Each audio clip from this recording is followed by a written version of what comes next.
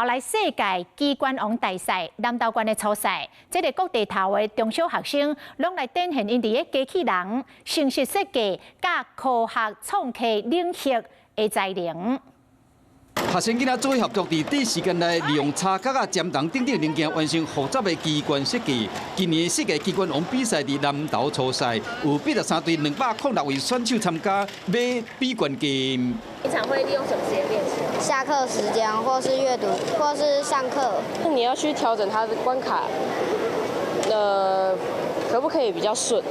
南投学生伫操作、科学的运用、甲程式的设计等等能力表现拢真好，培养出来一个能力哦。我想，包括在那个资讯科技，那以及城市设计，那我们现在最夯的机器人，我想这个都是在我们台湾呢主要产业上面，我们在培养未来一个人才。